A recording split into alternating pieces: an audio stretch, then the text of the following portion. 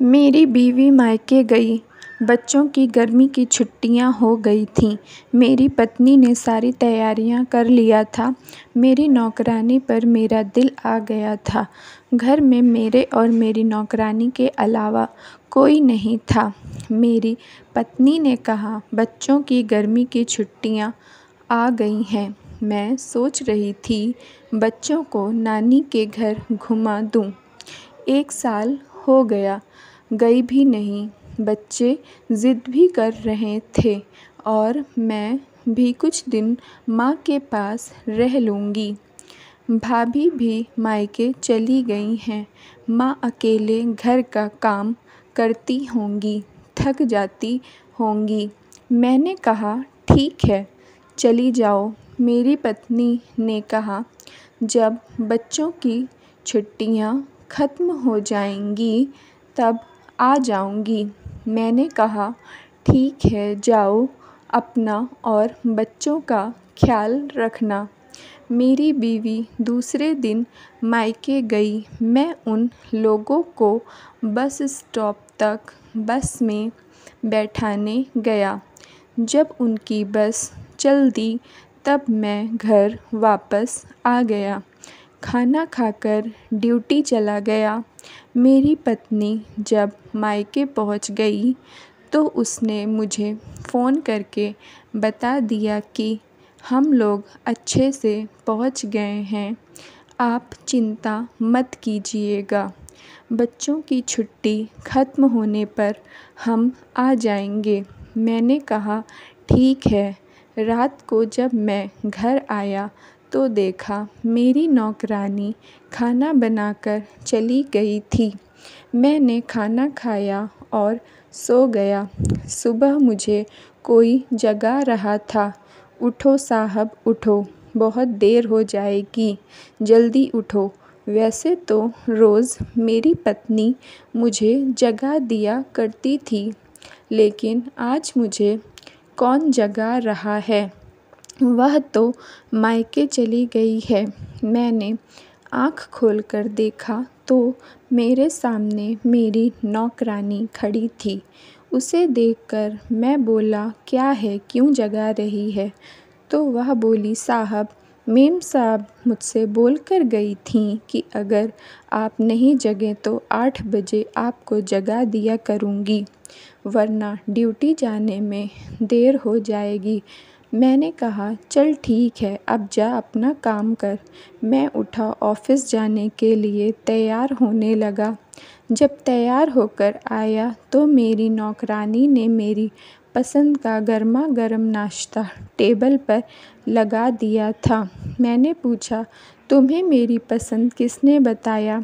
तो वह बोली, आपकी बीवी ने बताया है। मैंने पूछा, और क्या क्या बताया है मेरे बारे में? यही बताया कि आपको क्या पसंद है, कितना पसंद है, कैसे पसंद है, वगैरह वगैरह। मैं उसकी बातों में कहीं गुम सा हो गया था। अचानक मुझे याद आया, मैं ऑफ़िस के लिए लेट हो रहा हूँ। मैं जल्दी से उठा, अपना लंच बॉक्स उठाया और जाने लगा। जल्दबाजी के कारण मैं अपनी नौकरानी से टकरा गया और मेरे हाथ से उसका सीना दब गया। मैं घबरा गया, उससे सॉरी कहा। वह बोली, कोई बात नहीं साहब, और थोड़ा सा मुस्कुरा दिया। मैं ऑफ़िस चला गया, लेकिन ऑफ़िस में मेरा मन नहीं लग रहा था। मुझे उसकी मुस्कुराहट बार बार याद आ रही थी। कैसे कैसे करके मेरा दिन गुजरा। मैं रात को जब घर आया तो देखा मेरी नौकरानी खाने की टेबल पर मेरा इंतज़ार कर रही थी। मुझे देखते ही वह खड़ी हो गई, बोली, मेम साहब का फ़ोन आया था कि साहब का खाना परोसने के बाद घर जाना, इसलिए साहब मैं आपका इंतज़ार कर रही थी। चलिए जल्दी खाना खा लीजिए, मुझे घर भी जाना है। मैंने कहा, 1 मिनट रुको, मैं फ़्रेश होकर आता हूँ। मैं जल्दी से फ़्रेश होकर आ गया और खाना खाया। मैंने उससे भी खाना खाने के लिए कहा, लेकिन उसने मना कर दिया। जब वह जाने लगी मैंने कहा कल मुझे 7 बजे जगा देना। वह बोली ठीक है साहब। सुबह उसने मुझे जगा दिया। वह काम कर रही थी। मैं उसके आगे पीछे घूम रहा था। मेरा दिल मेरी नौकरानी पर आ गया था। क्या बदन था उसका। मैंने कहा तुमने मेरी पत्नी की जगह अच्छे से संभाल लिया है। वह बोली हाँ साहब, मेम साहब ने कहा था मैं वैसे ही सारे काम करूं जैसे वह करती हैं, वरना साहब मुझे ज़्यादा दिन मायके में रुकने नहीं देंगे। ऐसे काम करना कि उन्हें मेरी याद ना आए। इसीलिए साहब मैं आपकी सारी ज़रूरतों का ध्यान रखती हूँ। मैंने कहा मेरी पत्नी की तरह तुम मेरी सारी ज़रूरतों का ध्यान रखोगी। उसने कहा हाँ साहब मैं सब कर लूँगी, बस आप एक बार बोल दीजिएगा। जान भी हाजिर है। वह फिर थोड़ा मुस्कुराई। मैं नहाकर तैयार होकर ऑफिस चला गया। रात को जब मैं घर आया देखा मेरी नौकरानी खाने की टेबल पर सो गई थी। मैं उसकी जवानी के उभारों को देख रहा था।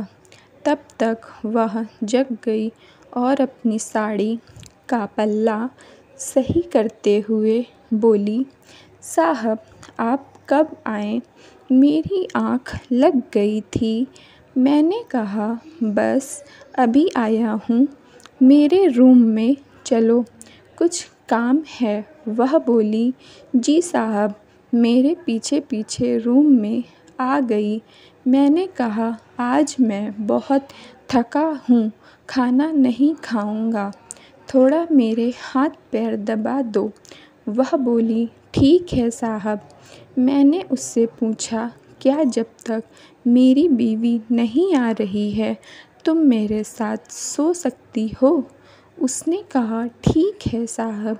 इस तरह मेरी बीवी जितने दिन मुझसे दूर थी मेरी नौकरानी मेरे साथ सोती थी।